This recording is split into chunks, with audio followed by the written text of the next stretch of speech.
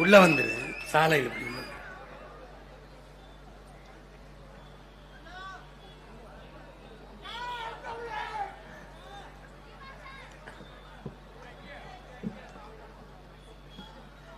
எங்களின் உயிரோடும் உணர்வோடும் கலந்து வாழுகின்ற சொந்தங்கள் அனைவருக்கும் என் அன்பும் வணக்கமும். நாம் ஒரு மகத்தான கனவை,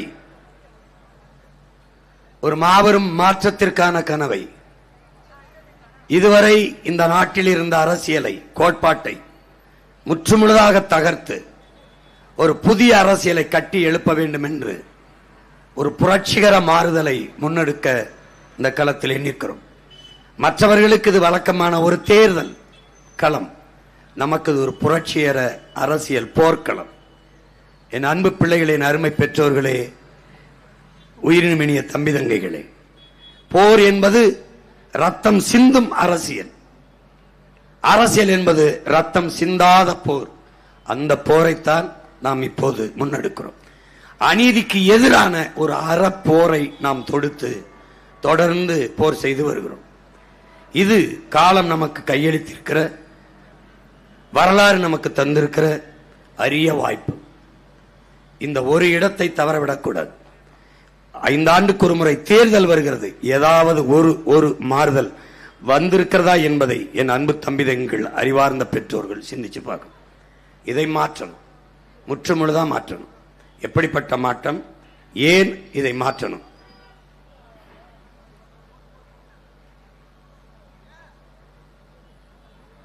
அப்போ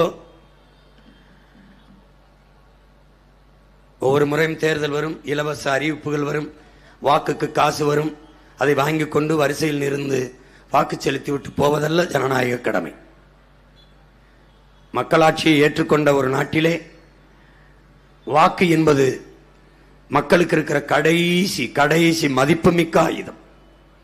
அதனால் அம்பேத்கர் திரும்ப திரும்ப பதிவு செய்கிறார். அவர் காலத்திலே ஓட்டு காசு கொடுக்க ஆரம்பிச்சிருக்கான். என்ன சொல்றாரு? மதிப்புமிக்க நம் உரிமைகளை சில ரொட்டி துண்டுகளுக்காக விற்பது அவமானகரமானது என்கிறார். அப்பவே இன்னைக்கு வரைக்கும் தொடங்குது. அன்னைக்கு ₹1 கொடுத்திருப்பான், இன்னைக்கு 2000 3000 ஆரம்பிச்சிட்டான். இதை ஒழிக்கணும், இதை மாற்றணும்.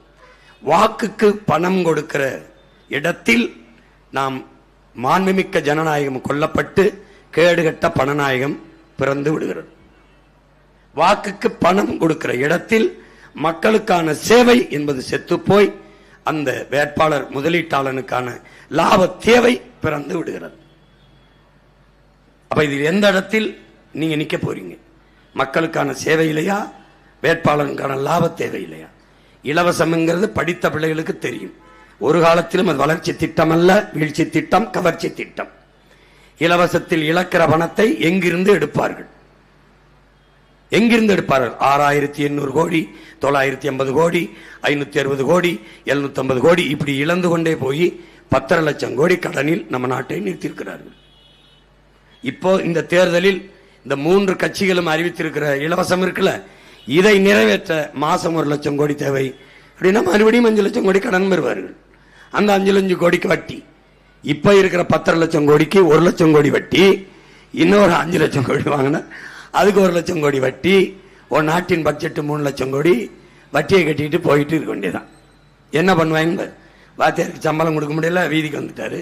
டாக்டருக்கு கொடுக்க முடியல, ரோட்டுக்கு வந்துட்டாரு. செவிலியருக்கு சம்பளம் கொடுக்க முடியல, ரோட்டுக்கு வந்துட்டாரு.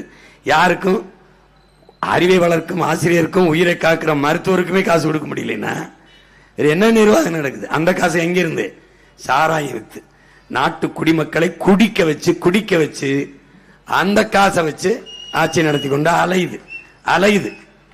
சாராய பொருளாதாரம் வேணுமா, பால் பொருளாதாரம் வேணுமா? அதை படித்த பிள்ளைகள் நிக்கிறீங்க, யோசிக்கிறேன். சாராய பொருளாதாரம் 50,000 கோடி, பால் பொருளாதாரம் 3 லட்சம் கோடி. சாராயம் உயிரை எடுக்கும், பால் உயிரை கொடுக்கும். நான் பால் பக்கம் நிக்கிறேன், நீ சாராயம் பக்கம் நின்னா அங்க நில்லு. இல்ல பால் பக்கம்னா என் பக்கம் வா, இந்த பக்கம் வா.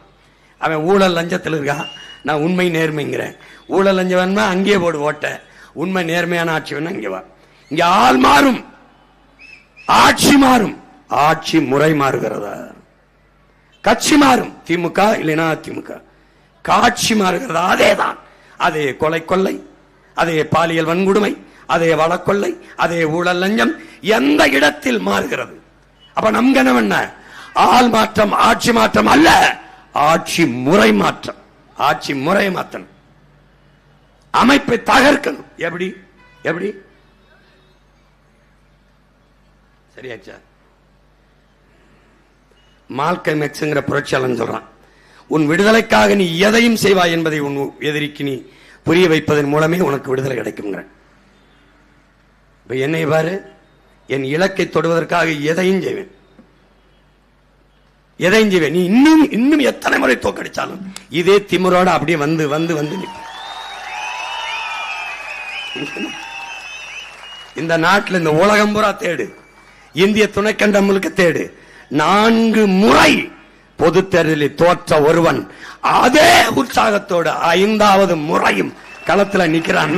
யாராவது நிக்கிறான்? என்ன நம்பிக்கைடா, என்ன கான்பிடன்ட். வெறும் வார்த்தையில இல்ல, செயல்ல கான்பிடன்ட். கான்பிடண்டா இருங்க, வெற்றி நிச்சயம். அந்த கான்பிடன்ட் இல்ல, அவருக்கே கான்பிடன்ட் இல்ல. பெரம்பூர்ல நிப்பமா, திருச்சி கிழக்குல நிப்பமா, கால கொடுமை பாரு. என் கனவை கடத்துறதுக்கு என் கருத்தியல் மட்டும் பத்தல, காட்சியும் துணைக்கு அழைச்சுக்கிறேன். மார்ட்டின் லூதர் கிங் சொல்றான், உன் நாட்டை நம்ம நாட்டு தான், உன் மக்களுக்கு துரோகம் விளைவிக்கும் எந்த ஒரு அரசியல் தலைவனும் உன் நாட்டை சுரண்டி என்ன சொல்றான்? ஊழல் லஞ்சம் என்று சுரண்டி, வரி வரி என்று மக்களின் உழைப்பை சுரண்டி, மலையை எம் சாண்ட் கல்குவாரி என்று சுரண்டி, மீத்தேன் ஈத்தேன் என்று தாயின் ஈரக்கொலையை சுரண்டி, நிலக்கரி பழுப்பு நிலக்கரி என்று தாயின் தோலை உரிச்சு நல்லா கவனிச்சுக்க, ஆத்து மணல் குவாரி சோண்டி உன் வளத்தை எல்லாம் சுரண்டி பாரு. மக்களுக்கு துரோகம் விளைவிக்கும் எந்த ஒரு ஆட்சியாளனும் தலைவனும் உனக்கு கிடைக்க பெற்றால் அது சாபமேங்கிறான். இத வேற வடிவத்தில் சாபம் வாங்கி பிறந்திருக்கா நம்ம பாத்துக்க. மார்ட்டின் லூதர் கிங் மகத்தான புரட்சியாளன். அடுத்து இன்னொருத்தன் பாரு,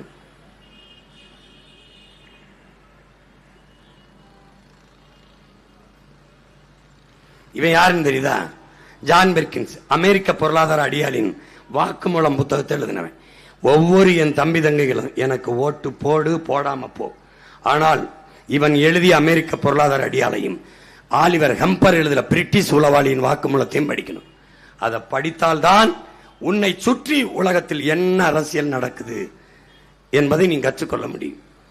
தயவு செய்து படி. இவன் முதல்ல உள்ள போகாத, முதல்ல எழுதிட்டான் என்ன, உங்கள் கண் முன்னே உங்கள் வளங்கள் களவு போவதை நீங்கள் பார்த்து கொண்டிருக்க சபிக்கப்பட்டு விட்டீர்கள். மார்ட்டின் லூதர் கிங் சொன்னதை அதுக்கு பின்னாடி இவன் சொல்றான். எப்படி சொல்றான்? நாங்கள் உங்கள் நாட்டு தலைவர்களுக்கு கடன் கொடுப்போம். அமெரிக்க பொருளாதார அடியாள் இருக்குல்ல, அதுல ஒருத்தவன் அவனே எழுதுறான். பின்னாடி அவன் எழுதிட்டு அந்த மகள் எழுதுறா, எனக்கு ஒருவேளை அந்த மகள், ஒரே மகள், அவன் சொல்றா, அப்பா உனக்கு ஏதாவது ஒன்று ஆயிடுச்சுன்னா நீ தொடங்கின இந்த அரிய பணியை, இந்த உலகத்துக்கு நீ சொல்ல வேண்டிய செய்தியை நான் அதை கொண்டு போய் சேர்ப்பேன்னு சொல்றான். அப்படி ஒரு மகளை அவன் பெற்றிருந்தான். அவன் என்ன சொல்றான்? நாங்கள் உங்கள் நாட்டு தலைவர்களுக்கு கடன் கொடுத்து கையெழுத்திட செய்வோம். பொருளாதாரம், தொழில், பாதுகாப்பு, இதிலே எங்களுக்கு வேலை செய்கிற ஏவலாளர்களாக நாங்கள் பயன்படுத்துவோம், எங்களுக்கான வேலைக்காரர்களாக நாங்கள் பயன்படுத்துவோம். யாரு? அமெரிக்கா பயன்படுத்துவோம். உங்கள் நாட்டில் அந்த தலைவர்கள் சாலை ஓடுதல், துறைமுகங்கள் கட்டுதல், தொடர்வண்டி நிலையங்கள் அமைத்தல், பேருந்து நிலையங்கள் கட்டுதல், துறைமுகங்கள் கட்டுதல், விண்ணூர்தி நிலையங்கள் கட்டுதல், இப்படியான பணிகளை செய்து தங்கள் இருப்பை தக்க வைத்துக் கொள்வார்கள்.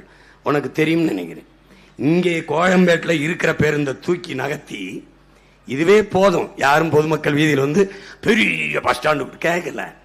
கிளாம்பாக்கத்தில் 450 கோடிக்கு போய் கட்டினான். இது கொழுப்படுத்து போய் கட்டினது. இருக்கிற மீனம்பாக்கத்தில் பறக்க பிளைட் கிடையாது. 5000 ஏக்கர்ல பறந்துள்ள ஏற்பட்டு யாரு? ஜான் பெர்கின் சொன்னதான். கையெழுத்து போட்டது. மெட்ரோ வாடா, யாரா கட்டது மெட்ரோ? 72,000 கோடி. யார் திட்டம்? அவன் திட்டம். இருக்கிற துறைமுகம் தாத்தா காமராஜ், பாட்டன் வ.உ.சி. வரல. ஏற்றுமதி இறக்குமதி 60 விழுக்காடு, 40 விழுக்காடு, 50 விழுக்காடு நடைபெறுது. அப்புறம் எதுக்கு 6116 ஏக்கர்ல காட்டுப்பள்ளியில துறைமுகம் யாரு கட்டுறா? அதானி. எப்படி எப்படி 4 வழிச்சாலையிலே போறது போதும், 8 வழிச்சாலை எதுக்கு? எதுக்கு? இவன் வேலை இல்ல, கையெழுத்து போட்டான். இந்த 10 லட்சம் கோடி கடனை என்னத்தை அடமானம் வச்சு ஐயா கையெழுத்து போட்டுப்பாரு சொல்லுப்பா.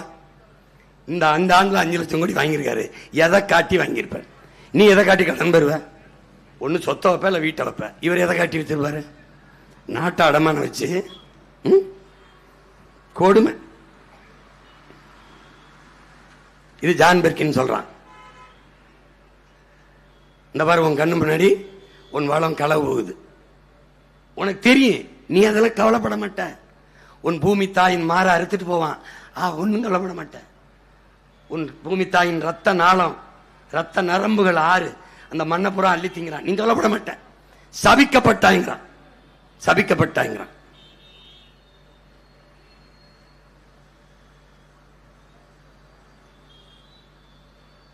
மார்க்ஸ் என்ன சொல்றான்? இந்த பூமி ஒண்ணுதில்ல, ஒரு மன்னருடையதோ ஒரு சமூகத்தின் சொந்தமானது இல்ல, அது வருங்கால தலைமுறையுடையது, உன் பிள்ளைகளுடையது. நீ இப்ப வாழ்றது மாதிரி வாழ்ந்து அதை வளமாக செறிவாக்கி உன் தலைமுறைக்கு ஒப்படைச்சிட்டு போட்டுங்கிறான், போகணுங்கிறான். நீ அப்படி வைக்கிறியான் பாரு. மார்க்ஸ் சொல்றான், மாற்றம் ஒன்றை தவிர, அந்த சொல்லை தவிர எல்லாம் மாறிடும். மாறாது, மாறாதுன்னு சொல்றதுக்குல நோ சேஞ்ச், மாறாது என்ற சொல்லை தவிர மற்ற எல்லாம் மாறிடுங்கிறான். அப்படி மாத்துறதுக்கு தான் நம்ம எல்லாம் கூடியிருக்கோம். நான் இல்ல, நம்ம எல்லாரும் கூடியிருக்கோம். அது எப்படிப்பட்ட மாற்றம் பாரு, எப்படிப்பட்ட மாற்றம், எப்படிப்பட்ட மாற்றம். ஒரு தலைகீழ் மாற்றம், ஒரு தலைகீழ் மாற்றம். பசி பஞ்சம் ஊழல் லஞ்சம் கொலை கொள்ளை சாதிய இழிவு தீண்டாமை அடக்குமுறை ஒடுக்குமுறை பாலியல் வன்கொடுமை பெண்ணி அடிமைத்தனம் மது மத போதை வேலையின்மை வள கொள்ளை, இது ஏதுமில்லாத புதிய ஒரு தேசம், புதிய ஒரு தேசம் செய்வோம். மக்கள் புரட்சியால் அதை உறுதி செய்வோம். அதுக்கான தேர்தல் தான் இது. இது ஏன் வேலை இல்ல, ஒவ்வொருத்தனோட வேலை. இந்த புரட்சி என்பது என் உடன் பிறந்தவனே ஒரு தலைகீழ் மாற்றம், ஒரு தலைகீழ் மாற்றம். மேல இருக்கிறது கீழே வரும், கீழே இருக்கிறது மேல போகும். இப்ப அதிகாரத்தில் இருக்கிறவன் ஒரு நாள் முச்சந்தில் இருந்து கத்துவான், இப்ப கத்திக்கிட்டு இருக்கவன் அண்ணன் ஒரு நாள் அதிகாரத்துக்கு போவான். இதுக்கு பேர் என்ன? புரட்சி. தலைகீழ் மாற்றம். கால சக்கரம்டா, உடன் பிறந்தவனே கால சக்கரம். இப்படி வரும் சக்கரம், இப்படி போகும், அப்புறம் இவர் இப்படி வருவாரு. அதான்டா வரலாற்றின் சுழற்சி. அண்ணன் என்ன சொல்ற பாரு, கரும்பாறையை சிறிய கடப்பாறை கொண்டு புரட்டி போடுகிற முயற்சி தான் புரட்சி. எப்படி புரட்டும்? திமுக அதிமுக பாரதிய ஜனதா காங்கிரஸ் ரொம்ப இறுகி போய் கண்ணங்கன்னு இருக்கு, கரும்பாறையா புரட்டம்டா. யாரு? எளிய மக்கள், நீ நானும் தான். நம்ம ஆத்தால் அப்பனும் சேர்ந்து புரட்டி உருட்டி தள்ளுறம்டா, தள்ளுறம்டா. அதுக்கு என்ன பண்ணும்? கடப்பாறை தேவையில்லடா, இந்த ஒற்றை விரல் போதும். ஏப்ரல் 23 தூக்கி தள்ளிடலாம். இந்த உலகங்களும் மாறுதல்கள் முன்னெடுத்தது, புரட்சியை முன்னெடுத்தவன் யாரும் மன்னர்களோ மந்திரிகளோ செல்வந்தர்களோ அல்ல, சாதாரண மக்கள். மார்ட்டின் லூதர் கிங் இவன் கருப்பின மக்களின் விடுதலைக்கானவன் வந்தான். புரியுதா? என்ன சொல்றான்? we shall come over என்றான். நாங்கள் மீண்டும் எழுவோம், எந்த இடத்தில் வீழ்ந்தோமோ அந்த இடத்தில் எழுவோம். அதை தான் உங்கள் மகன் அவன் ஆங்கிலத்தில் சொல்றான், நான் தமிழில் சொல்றேன். எந்த இடத்தில் நான் வீழ்ந்தோன் என்று நினைத்தியோ அந்த இடத்தில் எழுவேன். ஈழ தாயகத்தில் என் புலிக்கொடியை இறக்கினாய், இன்னொரு தாயகத்தில் அவன் மகன் தூக்கினேன். அவ்வளவுதான், தமிழர்கள் முடிந்தார்கள் என்று நினைத்தாய். எந்த இடத்தில் விழுந்தனோ அந்த இடத்தில் நாங்கள் தமிழர்கள் என்று கிளர்ந்தோம். நீ அவ்வளவுதான், முற்று பெற்ற இடத்தில் தான் அடுத்த வாக்கியத்திற்கான தொடக்கம் தொடங்கினேன். என் மொழி செத்துருச்சு, மீட்பிப்பேன், உயிர்ப்பிப்பேன். என் வரலாறு மறைச்சிட்டா மீண்டும் எழுதுவோம், எழுதுவோம். அதான் பாரு மார்ட்டின் லூதர் கிங், சாதாரண மகன், கிளர்ச்சி புரட்சி. வேறு நம்ம அறிவு பாட்டன் அயோத்தியாச பண்டிதர், அவன் தான் முதல்ல சமூக நீதியை பத்தி பேசுறான். சம பங்கு என்று சொல்லாதே, உரிய பங்கு என்று சொல் என்று இந்த துணை கண்டத்தில் முதலில் முன்வைத்தவன் நம்முடைய பாட்டன் அயோத்தியாச பண்டிதன். அதற்கு பிறகுதான் நல்ல அம்பேத்கர் அந்த கருத்தை வலியுறுத்துறார். ஏன் சம பங்கு கூடாது, உரிய பங்கு ஏன்? நீ 12 காலமாக மாளிகையில் வாழ்கிறாய், நான் மண்குடிசையில் இருக்கேன். நீ மேட்டில் இருக்கிறாய், நான் பள்ளத்தில் இருக்கிறேன். நீ கல்வி மறுக்கப்படாத சமூகம், நான் பல நூறாண்டுகளாக கல்வி மறுக்கப்பட்ட சமூகம். இப்பத்தான் பள்ளிக்கூடத்துக்கு வாரு. 2 பேருக்கும் சமபங்கு என்றால் எப்படி ஏற்பது? என் உடன் பிறந்தவனே, 100 நாள் வேலைக்கு செல்கிற நம்ம அம்மா நம்ம அக்கா என்ன வரி கட்டுகிறாரோ, அரிசிக்கு, பருப்புக்கு, உப்புக்கு, ஊறுகாய்க்கு, எண்ணெய்க்கு, தயிருக்கு, மோருக்கு, அதைத்தான் இந்த நாட்டிலே அதானி மனைவியும் அம்பானி மனைவியும் கட்டுகிறார்கள். வரி ஒன்றாக இருக்கிறது, வாழ்க்கை தரம் ஒன்றாக இருக்கிறதா? இதான் கேள்வி. இதில் சமபங்கு எப்படி சரியா இருக்கும்? உரிய பங்கை கொடு. 12 காலமாக நிராகரிக்கப்பட்ட இனத்திற்கு உரிய பங்கை தான். அதான் நம்ம தாத்தா, அது அவனுடைய புரட்சி. புரியுதில்ல? சாதாரண மகன் இவன் யாரு? இவன் நம்ம தாத்தா. அவனுக்கு சமகாலத்தில் வந்தவன் சமூக பணிக்கு ரெட்டமலை சீனிவாசன் என்ன சொல்றாரு? பிறப்பின் அடிப்படையில் பேதம் பாராட்டுகிற, பிறப்பினாலேயே ஒருவன் உயர்ந்தவன் தாழ்ந்தவன் என்று பாகுபாடு பாராட்டுகிற இந்த வர்ணாசிரம தர்ம கோட்பாட்டை தகர்த்து புதிய ஒரு கோட்பாட்டை உருவாக்கி கொள்ளாத வரை உனக்கு விடுதலை இல்லைங்கிறப்ல. அவன் வேற, நான் என்ன பண்ண? புத்தம் புதிய ஒரு புதிய கோட்பாடு. எது? நான் பறையனா இருந்தா, பல்லனா இருந்தா, நாடாரா இருந்தா, செட்டியாரா இருந்தா, தேவரா இருந்தா, வன்னியரா இருந்தா, சாதி பார்த்து உயர்ந்தது தாழ்ந்தது என்ன பண்றேன்? இதெல்லாம் என் அடையாளம் இல்ல. நான் இந்து இஸ்லாம் நோ, இது அடையாளம் இல்ல. எது? பிறப்பிலிருந்து இறப்பு வாய் நான் தமிழன், அதான்டா என் அடையாளம். ஏன் தமிழன் பெருமைக்குரியவன்? காரணம், தமிழ் பெருங்குடியில் பிறந்தவனாலேயே தமிழன் பெருமைக்குரியவன்.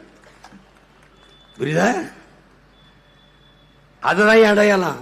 இந்த நிலத்தை விட்டு நீ எந்த மாநிலத்துக்கு போனாலும் இந்து என்றோ, முஸ்லிம் என்றோ, கிறிஸ்டின் என்றோ உன் அடையாளத்தை சொல்ல முடியாது. அங்க போனா நான் தேவர் என்றோ, நாடார் என்றோ, வன்னியர் என்றோ, கவுண்டர் என்றோ சொல்ல முடியாது. யார் நீ? தமிழன். இங்கிருந்து ஆஸ்திரேலியாவோ, அமெரிக்காவோ, ஐரோப்பாவோ எங்கு போனாலும் நீ தமிழன். அங்க போய் கிறிஸ்டின் சொல்ல மாட்டான். உலகத்தில் வேணும் சொல்றதில்லை. சொல்றதில்லை. என் உடன் பிறந்தவனே, ஐ ஆம் பிரிட்டிஷ் இல்ல, ஐ ஆம் இங்கிலீஷ். ஐ ஆம் கிறிஸ்டின் இல்ல, ஐ ஆம் இங்கிலீஷ். ஐ ஆம் பிரான்ஸ் கிடையாது, ஐ ஆம் கிறிஸ்டின் கிடையாது, ஐ ஆம் பிரெஞ்சு. அதனாலதான் ஐ ஆம் தமிழ். ஐ ஆம் தமிழ். அது அவன் வச்ச புரட்சி. இவன் யாரு? நம்ம தாத்தா எம்.சி. ராஜா. எம்.சி. ராஜா தாழ்த்தப்பட்ட மக்களுக்கான உரிமைக்கு முன் வச்ச புரட்சி மகத்தானது, மகத்தானது. இந்த மண்ணின் மகன் தான் ஜீவானந்தா. இவன் யாரு? இவன் யாரு? நம்ம தாத்தா அத்திப்பாக்கம் வெங்கடாசல நாயக்கர். இவன் தான் முதலா பெண்களுக்கு சம உரிமை, இந்த சமூக நீதி இதையெல்லாம் கொண்டு வந்தவன் தான். எல்லாம் ஈவேரா ஈவேரா ஈவேராமா இன்னும் கிடையாது. அவள் தான் எல்லாம் படிக்க வச்சாருமா, குடிக்க வச்சான். படிக்க வச்சவன் நம்ம தாத்தன் காமராஜ். அத்திப்பாக்க வெங்கடாசல நாயக்கர் அப்படிங்கிற நம்ம தாத்தன் தான் முதலாங்க பெண்களுக்கான உரிமை, எல்லோருக்குமான கல்வி, எல்லோருக்குமான. இப்ப நான் பேசுற சமூக நீதி தான் பேசினது அவன் தான். வரலாற்றை சரியா படிச்சுக்க. இந்த ஃப்ராடு பயிலுக, இவங்க சொல்ற இந்த திராவிட திருட்டு பயிலுக சொல்றதெல்லாம் வரலாறு நினைச்சு அலையாத நீ. இவன் உனக்கு தெரியும், மாமேதை சாக்ரட்டிஸ். இவன் தான் மிகப்பெரிய அறிவு புரட்சியை இந்த மண்ணில் விதைச்சவன். அவனுடைய மாணவன் பிளாட்டோ, பிளாட்டோட மாணவன் அரிஸ்டாட்டில். இவன் நம்ம பாட்டன் தீரன் சின்னமலை. இவன் யாரு தெரியுதா? சாதாரண விவசாயியின் மகன். இவன் எப்படி மன்னன் ஆனா? எப்படி ஆனா? இப்போ எப்படி நான் அண்ணன் நானே? என்ன கருணாநிதி மகனா? இல்ல எம்ஜிஆர் மகனா? இல்ல ஜெயலலிதா வாரிசா? நான் யாரு? இல்ல ராஜீவ் காந்தி மகன் ராகுல் காந்தியா? நவர். சாதாரண எங்க அத்தாள் அப்பனை பார்த்தீங்கன்னா இந்த அம்மாவா அப்படிம்ப. பாமர தாய் தந்தை எனக்கு பிறந்தவன், எந்த பின்புலமும் கிடையாது. கருணாநிதி மகன் முதலமைச்சர் கூப்பிட்டே கூட்டம் வர்றதுலடா. சாராயம் கொடுக்க வேண்டியது இருக்கு, காசு 200-300 கொடுக்க வேண்டியது இருக்கு. ஆட்சியில் இருந்தவன், அதிகாரத்தில் இருந்தவன், சாதாரண மகன் என் அண்ணன் பேசுறாங்கிறதுக்கு கேட்க வந்திருக்கா. நான் நடிகன்னு பார்க்க வரல, என் உடன் பிறந்தவன் என்ன பேசுறாங்க கேட்க வந்திருக்கா. இதான்டா புரட்சி. இவன் என்ன பண்றான்? சாதாரண மகன் மன்னன் கூப்பிட்டா படைக்கு வர்ணமடா என் உடன் பிறந்தவனே அரச கட்டளை. சாதாரண மகன் கூப்பிட்டு யார் வருவா? வந்தான், பலாயிரக்கணக்கில் வந்தான். அப்ப எப்படிப்பட்ட தலைவனை அந்த திரட்டி அடிச்சு பயிற்சி கொடுத்து போய் திப்புவோட படையில போய் சேர்ந்து அடிச்சு வெள்ளைக்காரனை வீழ்த்தினான். திப்பு பரிசா கொடுத்துட்டான். ஓடா நிலைய நீயே வச்சு மன்னனா இருந்து ஆள் என் தீரான்னு கொடுத்துட்டு போயிட்டான். புரியுதா? அப்ப ஒரு வார்த்தை சொல்றான் தீரன், இவ்வளவு பெரிய இன கூட்டத்துல இந்த மண்ணையாள ஒருவனுக்கு கூட வர தகுதி இல்லை என்ற அன்று தீரன் இன்றவன் பேரன். புரியுதா? இந்த கூட்டத்தில் ஒருத்தன் கூட வர கருணாநிதி மகங்கிறனாலே ஐயா ஸ்டாலினுக்கு தகுதி வந்துருது. ஸ்டாலின் ஐயா மகங்கிறனாலே தம்பி உதயநிதிக்கு தகுதி வந்துருந்தான். ஒரு வீட்டில் ஒரு குடும்பத்தில் ஒரு சாதியில் ஒரு இடத்தில் பிறப்பதனாலே உயர்ந்த பதவி வந்துடும் என்றால் அதுக்கு பிறதாண்டா சனாதனம். அதான்டா சனாதனம். அவன் செஞ்சது பெரிய புரட்சி வரலாற்றில். இவன் உனக்கு தெரியும், ஆபிரகாம் லிங்கன், இவன் தெரியும், ஒரு மகத்தான புரட்சியாளன். இவன் நம்ம தாத்தன் கப்பலோட்டிய தமிழன். இவன் நம்ம பாட்டேன் சொந்த சொத்தப்புறம் வித்து நாட்டு விடுதலைக்கு செலவழிச்சு அப்படிப்பட்ட ஒரு ஈகத்தை செய்தவன் இந்த நாட்டில் எவனும் இல்லை. எல்லா சொத்தையும் தாத்தா வக்கீல், அப்பா வக்கீல், அவன் வக்கீல். சட்டம் அடித்த நம் பாட்டன் வெள்ளைக்காரன் நீதிமன்றத்திலே குற்றவாளியா நின்றாண்டா. நாட்டுக்காக செக்கை இழுத்தாண்டா. மன்னனை வித்து கடைசி காலத்தில் வயிறு வறுமையை போக்க மன்னனை வித்து படைச்சான். சொத்தப்புறம் நாட்டுக்கு வித்து செலவழிச்சான். இவன் சொத்தப்புறம் வித்து செலவழிச்சுட்டு இருக்கும்போது இவர்கள் சொல்லுகிற ஈவேரா ஐயா சொத்தா வாங்கி சேர்த்துக்கிட்டு இருந்தார். அவருக்கு எங்கெங்கெல்லாம் சிலை இருக்கு, அவருக்கு எந்தெந்த இடத்துலாம் இருக்கு. நம்ம பாட்டனுக்கு என்னடா மரியாதை இருக்கு? இப்ப நம்ம என்ன செய்யறோம்னு கடைசியா சொல்றேன். இவன் யாரு? மாவீரன் பகத்சிங். இவன் என்ன சொல்றான்? இவன்கிட்ட கேட்கிறாங்க புரட்சி என்றால் என்ன. இப்பதான் நம்ம செய்திக்கு வரோம். புரட்சி என்றால் என்ன? இவன் நம்ம பாட்டன் பெரும்பாவளன் பாரதி. இவன் பண்ண புரட்சி தமிழ் இலக்கிய உலகத்துல செத்துருச்சு. தமிழ் இலக்கியம் மறுபடி புது ரத்தம் பாய்ச்சி இலக்கியத்தை உயிர்ப்பிச்சவன் பாரதி. அடுத்து பாரு, அண்ணல் காந்தியடிகள் உனக்கு தெரியும், அறவழியில் போராடி அடிமைப்பட்ட இந்த நிலத்தை மீட்டவன். இவன் உரிமை போராளி நெல்சன் மண்டேலா உனக்கு தெரியும். எல்லாரும் எதுக்கு சொல்றேன்? சாதாரண மக்கள். புரட்சியை முன்னெடுத்தவன் எவனும் ஜோதிராவ் பூலே, முன்னெடுத்தவன் எவனும் மன்னனோ மந்திரியோ செல்வந்தனோ அல்ல, எளிய மக்கள். இவர் உனக்கு தெரியும், ஹரிவாசான் அண்ணல் அம்பேத்கர். ஹரிவாசான் அண்ணல் அம்பேத்கர் வந்து இவர் ஆகப்பெரிய புரட்சியை இந்த மண்ணிலே முன்னெடுத்த மகத்தான மேதை, உலகின் தலை சிறந்த கல்வியாளன், ஆக சிறந்த கல்வியாளன் அண்ணல் அம்பேத்கர். ஒரு எளிய மகன், ஜமீனோ திவானோ கிடையாது. தெற்காசிய கண்டத்திலே தனி மனிதனின் நூலகம் மிக பெரிதாக இருந்தது அண்ணல் அம்பேத்கர் உடையதுதான். அவர் செஞ்சது அறிவு புரட்சி, சமூக புரட்சி. இவன் தெரியும், மாவீரன் சுபாஷ் சந்திர போஸ். கொஞ்சம் ரத்தம் தாருங்கள், நான் நிறைய சுதந்திரம் தருகிறேன் என்று தேச விடுதலைக்கு ராணுவம் கட்டி போராடிய புரட்சி. சாதாரண மகன் தான். இவன் தெரியும், புரட்சியாளர் சேகுவாரா. உலகில் எந்த நாடு அடிமைப்பட்டு கிடக்கிறதோ அந்த நாடெல்லாம் என் சொந்த நாடு என்று முழங்கியவன் சேகுவேரா. சரணடைந்து வாழ்வதை விட சொல்றான், ஒருத்தன் காலில் விழுந்துதான் வாழ வேண்டும் என்கிற நிலை இருக்குமானால் எழுந்து நின்று நான் இறந்து போவேன். அவன் தான். உலகில் எங்கெங்கு அநியாயம் நடக்கிறதோ, அக்கிரம் நடக்கிறதோ அதை கண்டு பொறுத்துக் கொள்ள முடியாமல் நீ கோவப்பட்டால் நீனும் என் தோழனே, நீனும் என் காமரேட் தான் என்று சொன்னவன் புரட்சியாளன் சேகுவேரா. அடுத்து பாரு, அவனுடைய தலைவன், அவனுடைய நண்பன், கீப விடுதலை போராட்ட தலைவன் புரட்சியாளன். அவன் தான் சொல்றான், தடம் பார்த்து நடப்பவன் மனிதன், தடம் பதித்து நடப்பவன் மாமனிதன் என்று. நீ முன்னாடி நிற்கிற ஒவ்வொரு தம்பி தங்கையிலும் தடம் பதித்து நடக்க போகிறீங்களா, இல்ல அடுத்தவன் போன இந்த திராவிட திருட்டு பெரிய தடத்திலே போக போறீங்களா, புதிய தடத்தை பதிக்க போறீங்களா? பார்த்துக்க. பிடல் அவனும் சாதாரண மகன் தான். இவன் மார்ட்டின் லூதர் கிங், அவன் மக்கள் புரட்சியாளன், சாதாரண மகன் தான். இவன் நம்ம தாத்தா தெய்வ திருமகன் முத்துராமலிங்க தேவர், சாதாரண மகன் தான். சாதாரண மகன் தான். என்ன புரட்சி? வெள்ளைக்காரங்காலத்தில் கைரேகை வைக்க வேண்டும். புதிதாக திருமணமானால் கூட மனைவியோட இணைய முடியாது, கைரேகை வச்சு காவல் நிலையத்தில் இருக்கணும். மனைவி கற்பமாக இருந்தால் கூட மருத்துவமனைக்கு அழைச்சி போக முடியாது, கைரேகை வைக்கணும். ஆத்தா செத்து போனா கூட போக முடியாது, கைரேகை வச்சு ஸ்டேஷன் இருக்கணும்.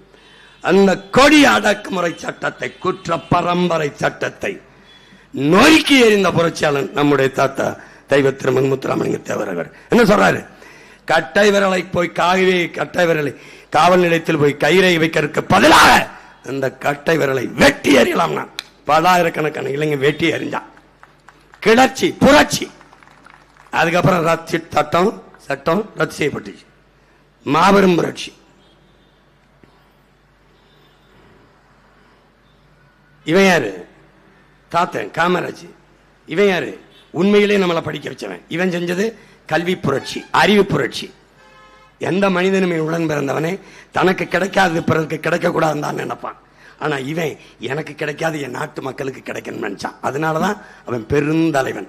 எப்படி நினைச்சான்? நான் படிக்கல அதனால எவனும் படிக்கூடாது அப்படின்னு நினைக்கல.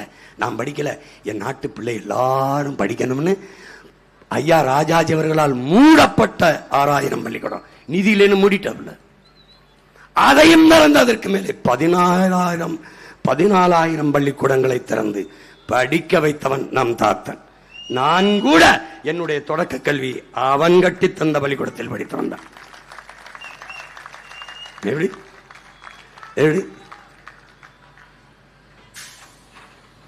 அவன் அறிவு புரட்சி. இவன் நம்ம தாத்தா பொது உடைமை புரட்சி, சிந்தனை சிற்பி சிங்காரவேலன். உலகத்தில் எந்த நாட்டிலும் இல்லாத சாதிய கட்டுமானம் இந்தியாவில் தாண்டா இருக்குதுங்கிறாப்ல நம்முடைய தாத்தன். அடுத்து வந்தவன் நம்முடைய தாத்தன் பொது உடைமை போராளி சிவானந்தம். காலுக்கு செருப்பும் இல்லை, கால் வயிற்றுக்கு கூழும் இல்லை, பாலுக்கு உழைத்தோமடா தோளா பசையற்று போனோமடாங்கிறாப்ல. உப்புக்கல்லு இனிக்கும் என்றால் உனக்கு எங்கே மதி போச்சு, செத்தம் என்னதான் சொர்க்கம் என்றால் இப்பிறவி என்னாச்சு, சொத்து இருக்கிறவன் சொல்லுற சொல்லே சரியாச்சு, சுத்தி சுத்தி விரட்டுதம்மா வறுமை மட்டும் நமக்காச்சு. மனிதா மனிதா இதை மாற்ற வேண்டாமா என்று மாற்றத்திற்கான விதையை மண்ணில் ஊண்டிய மகத்தான புரட்சியாளன் நம்முடைய தாத்தன் ஜீவானந்தம். இவன் நம்ம அப்ப நல்ல கண்ணன். நாட்டு விடுதலைக்காக 7 ஆண்டுகள் சிறையில் இருந்தார். இவரை விட ஐயா கருணாநிதி 1 வயது மூத்தவர், ஒரு நாள் கூட நாட்டு விடுதலை சிறையில் இல்லை. இவரை விட மூத்தவர் அறிஞர் அண்ணா 1 நாள் கூட சிறையில் இல்லை. அவங்களாம் எங்க படுத்திருக்காங்க பார்த்துக்க, கடற்கரையில். நம்ம அப்ப எங்க இருக்கான்? உடலை தானம் பண்ணி மருத்துவமனையில் இருக்கான், மருத்துவ கல்வி மாணவர்களுக்கு. டேய் மீசையை எடுத்தாரு தெரியுமில்ல, வெள்ளக்காரன் வழக்க ஒரு இளைஞன் வாஜ்பாய், தெக்க ஒரு மறவன் நம்முடைய தாத்தன் நம்முடைய அப்பன், 2 பேரும் எல்லா இளைஞரும் போராடுறாப்ல. பிடிச்சு வச்சுக்கிட்டு விடுதலை விட்டு வெளியில போராடுறது விடனா முடியாதுன்ட்டாப்ல. சிறையில் இருந்துட்டாப்ல. மீச முடிய ஒவ்வொரு முடியா புடுங்குறான், சுருட்டுக்கிட்டு சுட்டு சுட்டு சுட்டு இதாக்கி விட்டான். வந்தாரு, மீச மயிர் இருந்தா தானடா புடுங்கன்னு திறத்து விட்டாப்ல. புரியுதா உனக்கு? அன்னையிலிருந்து டேய் நான் என்ன எவ்வளவு அவர் 2 பேரும் தாமிரபரணி ஆத்து மணல் அல்றதுக்கு அப்பனும் மகனும் ஒன்னா உட்காந்து போறான் நம்ம ஆத்துக்குள்ள. எவ்வளவு பெரிய போராட்டக்காரன் நீ! அவருக்கு தந்த தெரியுமாடா? உன் மகனுக்கு தந்த பரிசு மாதிரிதான். ஒரு தேர்தலில் கூட வெள்ள வச்சு வார்டு கவுன்சிலரா கூட ஆக்கலடா. புறா திருட்டு போய் மூலம் மாதிரி பயலுக்கு பதவியை கொடுத்துட்டு நாட்டுக்காக இருந்த ஒரே ஒரு நல்ல தலைவனை நல்ல கண்ணு யாருன்னே தெரியாம முடிச்சிட்டீங்கடா. அப்புறம் நடிக நாடால வரும்போது நல்ல கண்ணுக்கு வேலை என்னடா இருக்கு பாத்துக்க. உலகெங்கும் மாறுதல்கள் சாதாரண மக்களால் முன்னெடுக்கப்பட்டது என்பதற்கு அன்னை இவ்வளவு சான்றுகள் உனக்கு காட்டிட்டேன். இப்ப நம்ம என்ன செய்யணும்? புரட்சியாளன் லெலின்ட்ட கேட்கிறான், ரஷ்ய புரட்சியாளன்ட்ட, புரட்சி எப்போது வரும்? புரட்சி என்பது தனி மனிதனின் கட்டளைக்கு பயந்து வராது. பாரு, பயந்து வராது. அது வரலாற்றின் போக்கிலே முதிர்ச்சி அடைந்து அகப்புற சூழல்களின் அழுத்தத்தில் பிரசவிக்கப்படும். இப்ப அப்படிப்பட்ட சூழல் இங்க இருக்கு. உனக்கு புரியுதுன்னு நினைக்கிறேன். சரி, எப்போதுதான் வரும் புரட்சி லெலின்? இதுவரை வாழ்ந்தது போல இனி எப்போதும் வாழ முடியாது என்ற நிலை உருவாகுமானால் மக்கள் தாங்களை கிளர்ச்சி செய்து புரட்சி செய்வார்கள். அந்த நிலை வந்துருச்சு. எப்படி? வாத்தியார் வீதிக்கு இந்த போராடுறான் பாரு. வாத்தியார் வீதியில டங்ஸ்டன் தொழிற்சாலைக்கு வீடு இடிக்கும் போது, விளைநிலங்களை சிப்காட்டுக்கு எடுக்கும் போது, செவிலியர், மருத்துவர், போக்குவரத்து தொழிலாளி, துப்புரவு தொழிலாளி, மகளிர் சுயஉதவி குழு எல்லாரும் வீதிக்கு வர்றான். எப்போ? இதுவரை வாழ்ந்தது போல இனி வாழ முடியாது. புரட்சிக்கு தயாராயிருச்சு. அதனாலதான் சொல்றேன், மாறுது, நாடு மாற்றப்படுது.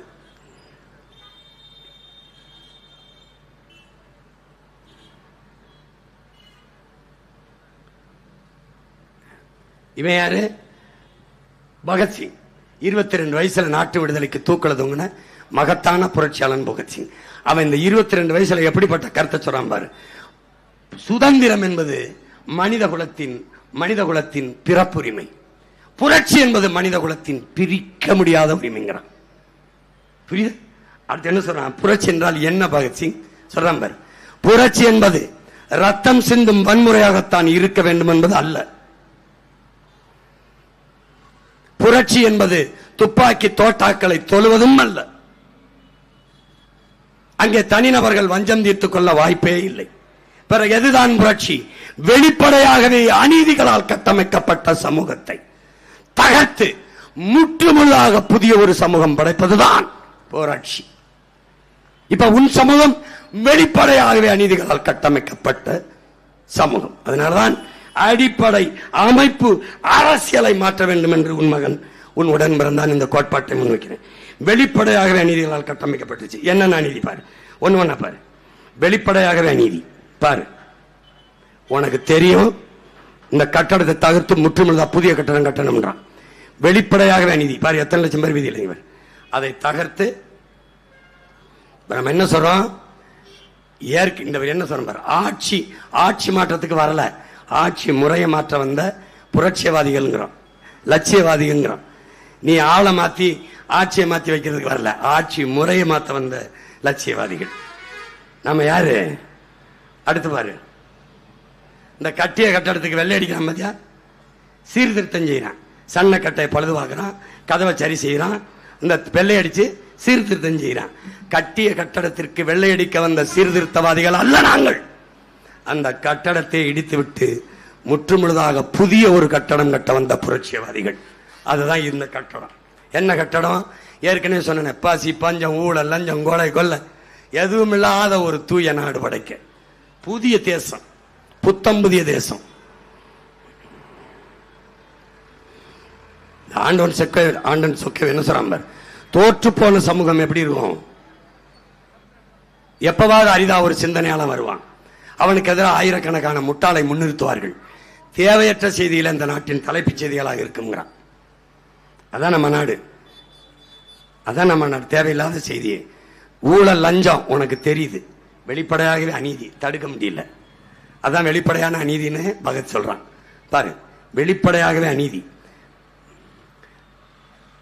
ஒரு நாடு எல்லா வளங்களையும் வைத்துக்கொண்டு வறுமையில் இருக்குது என்றால், ஒரு வளத்தை வைத்துக்கொண்டு சிங்கப்பூர் கடலை மட்டும் வைத்துக்கொண்டு தலை சிறந்த நாடாக இருக்கு.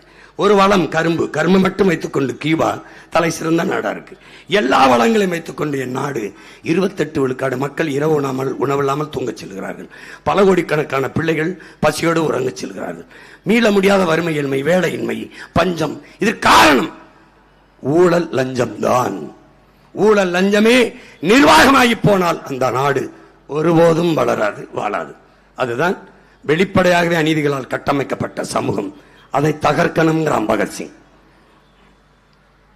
லஞ்சமும் ஊழலும் தேசியமயமாக்கப்பட்ட தேசம், எல்லா இடத்திலையும் புறையோடிய புற்றா மாறிடுச்சு. அதை தகர்க்கணும். அதுதான் வெளிப்படையான அநீதியை தகர்க்கணும்னு பகத்சிங் நம்ம கற்பிக்கிறான். இப்போ இங்க கூடியிருக்கிற என் தம்பி தங்கச்சிகள் பெற்றோர்களுக்கு ஊழல் பிடிக்கல, லஞ்சம் பிடிக்கல, நம்ம எல்லாருமே வெறுக்கிறோம். அப்ப யார் கொடுக்கிறது, யார் வாங்குறது? இந்த கேள்வி எழணுமா இல்லையா? எழணுமா இல்லவனமா? யார் கொடுக்கிறது, யார் வாங்குறது? யாருக்குமே ஊழல் பிடிக்கலங்க, லஞ்சம் பிடிக்கலங்க. அப்ப யாருங்க குடிக்கிறது, கொடுக்கிறது, யாருங்க வாங்குறது? நடந்துகிட்டு இருக்கு. எப்படி எப்படி? அதுதான் நீதி.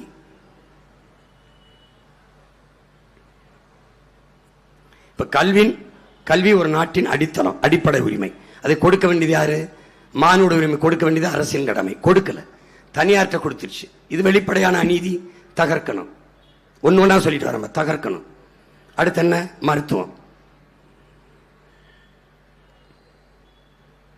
அது மிகப்பெரிய சந்தையாயிருச்சு, அதை மாற்றணும். அதான் அநீதி.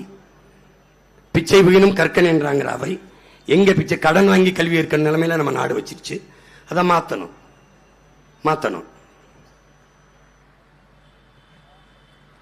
உயிர்காக்கும் மருத்துவம் மிக உயர்ந்த சேவை, மகத்தான சேவை. அது என்ன மக்களுக்கு தேவை. சரியான தரமான மருத்துவத்தை எல்லா குடிகளுக்கும் கட்டணம் இல்லாமல் கிடைக்க சொன்னோம். அது அரசின் கடமை. அதை அரசு கொடுக்காமல் தரமற்ற மருத்துவத்தை குடிகளுக்கு வச்சுட்டு தரமான மருத்துவம் முதலாளிகிட்ட தான் இருக்கின்று இதுவே போய் தனியார் மருத்துவமனைகளை அமைச்சர்களாம் படுத்து தனியார் மருத்துவமனை தான் தரமாக இருக்கும் என்று மக்களுக்கு காட்டுவது பெரிய நீதி, வெளிப்படையாகவே நீதி. அம்மையார் ஜெயலலிதா அப்போலோ, ஐயா கருணாநிதி காவிரி. அப்ப நாங்க அரசு பையன் எடுத்து கைவிரி கால்விரி பாடை கட்டி சூடாட்டுக்கு போ, அவ்வளவுதான். இதுதான். இதை தகர்க்கணும், இதை மாற்றணும். நம்முடைய அரசு மருத்துவமனை இங்கே கவனி, உலக உயிர்களின் உயிர் தேவை நீர். மனித பயன்பாட்டுக்கு மட்டுமல்ல, மரம் செடி கொடி புல் பூண்டு எல்லாவற்றுக்குமான தேவை நீர். அப்ப அந்த நீர் விற்பனை பண்டமாகிவிட்டது. வெளிப்படையான நீதி. நாம் வாங்கி குடித்து விடுகிறோம் கடையில். மற்ற உயிரினங்கள் என்ன செய்யும்? குருவி, கொக்கு, காக்கை, மான், மயிலான என்ன செய்யும்? இந்த மரம் செடி கொடி எல்லாம் என்ன செய்யும்? இது வெளிப்படையாக நீதி. இதை தகர்க்கணும், மாற்றணும். அதான் அடிப்படை மாற்றம். இவர் இந்த பாம்பு கொத்த வருகிற நச்சு பாம்பு எப்படி அவன் துணிஞ்ச தண்ணி ஊத்துறான், அது தவிச்சு நிக்கிறது தெரியுது. தண்ணி ஊத்தும் போது எப்படி விஷப்பாம்பு எப்படி குடிச்சிட்டு போகுது. இந்த பாவம் உன்னை சும்மா விடுமான்னு பாரு. அடுத்து பாரு ஒருத்தன், அடுத்து என்ன பாடுபடுறான் பாரு. கும்பிட்டு கும்பிட்டு தண்ணி கேட்பான் பாரு. இந்த பாரு, இங்க பாரு. அணிலுக்கும் தண்ணிக்கும் அண்ணன் தான் பாடுபட வேண்டியது பாத்துங்க பாரு. மனிதர்கள் இல்லாமல் இந்த உயிரினங்கள் எல்லாம் வாழ்ந்து விடும். என்னுடன் பிறந்தவனே, மரம் வாழ்ந்து விடும். மான், குருவி, கொக்கு, புல்லு பூண்டு செடி கொடி யானை கரடி எல்லாம் வாழ்ந்து விடும். ஆனால் இவையெல்லாம் இல்லாமல் மனிதர்கள் வாழ முடியாது என்ற மகத்தான உண்மையை என் அன்பு தம்பிதைங்கள் அறிவு சமூக பிள்ளைகள் கத்துக்கணும். எது செத்தால் என்ன என்று இருக்காதே, நாம் செத்து விடுவோம். காக்கை செத்தால் பார்க்கிறாய், யானை செத்தால் பார்க்கிறாய், இருக்கிறாய். ஆனால் இவை ஏதுமில்லை என்றால் ஒரு நாள் நீ சாவாய், பார்க்க யாரும் இருக்க மாட்டார்கள். இதை தெரிஞ்சுக்க. இந்த உயிரியல் அறிவியல் உண்மை அறியாது நீ கல்வி கற்ற பயனில்லை. மனிதர்கள் இல்லாத மரங்கள் வாழும், மரங்கள் இல்லாமல் மனிதர்கள் வாழ முடியாது. இயற்கையின் அரும்பெரும் கொடை மலை. தாயின் மார்பு பூமி, தாயின் மார்பு மலை. தாயின் மார்பில் இருந்து பால் எனக்கும் உனக்கும். பூமி தாயின் மலை மார்பில் இருந்து அறிவிப்பால் உலக உயிர்களுக்கு உயிர்ப்பால், மனிதர்களுக்கும் சேர்த்து. அந்த தாயின் முளையை மாறை அறுக்கிறான். பால் ஊட்டிய தாயின் மாறை அறுப்பது எப்படிப்பட்ட துரோக செயலோ கொடுஞ்செயலோ அதை எம் சாண்ட் என்றும் கல்குவாரி என்றும் நொறுக்குகிறார்கள். நீ பார்த்து கொண்டிருக்கிறாய், பார்த்து கொண்டிருக்கிறாய். உன் அதிகாரத்தால், உன் ஜபத்தால், உன் தொழுகையால், உன் வழிபாட்டால் அரை அங்குலம் மணலை நீ மலையை உருவாக்கி காட்ட முடியுமா? ஆத்து மணலை மறுநாள் மறுபடியும் நாள் உருவாக்கி கட்ட முடியுமா? மரத்தை வெட்டி விட்டார்கள், உன் உடன் பிறந்தவன் நட்டு வைத்து வளர்த்து விடுவேன். தண்ணீரை உறிஞ்சி வித்து விட்டார்கள், தடுத்து விட்டு தேக்கி வைத்து விடுவேன். ஊழலஞ்சம் ஒழித்து விடுவேன். வேலை இல்லை கொடுத்து விடுவேன். பசி பஞ்சம் போக்கி விடுவேன். எல்லாவற்றையும் சரி செய்ய முடியும். ஆனால் மலையை மணலை எப்படி உருவாக்குவது? மழை இல்லாத நிலம் பாலைவனம் என்கிற அறிவு கூட உனக்கு இல்லையா? மழை இல்லை என்றால் மழையை பெற முடியாது என்கிற அறிவியல் உயிரியல் உண்மை கூட நீ அறியாததா? என் உடன் பிறந்தவனே, மழை இல்லை மணல் இல்லாமல் எப்படி வீடு கட்டுவாய்? அப்ப தாத்தா காமராஜ் காலத்தில், எம்ஜிஆர் காலத்தில் அப்பெல்லாம் நீங்க வீடு கட்டலையா? இத்தனை ஆயிரம் ஆண்டுகளா வீடு கட்டி வாங்க, மலையை வெட்டி தான் வீடு கட்டினியாடா? உன் மண்ணின் மக்களின் மணல் தேவைக்குத்தான் ஆத்திர மணல் அள்ளப்பட்டதா? யாரா சொல்ற? ஆந்திராவில், கர்நாடகாவில், கேரளா எல்லா மாநிலத்திலும் ஆத்து மணல்ல தடை. என் மாநிலத்தில் எந்த தடையும் இல்லாத இந்த மாநிலங்களுக்கு விற்பனை.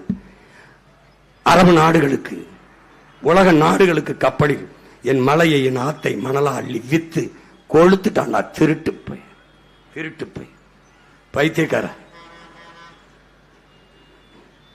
மலையில் இருந்தாண்டா அருவி, அருவியில் இருந்தாண்டா ஆறு, ஆறுல இருந்தாண்டா நீர், நீர்ல இருந்தாண்டா சோறு, சோறுல இருந்தாண்டா வயிறு, வயிறுல இருந்தாண்டா உரி.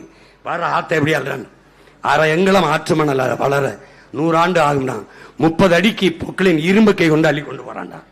பாரு, இந்த வளம் போயிடுச்சுன்னா நிலம் எதிரா எப்படி கொடுமை கொடுமை எப்படி வெட்டிருக்கான் பாருடா.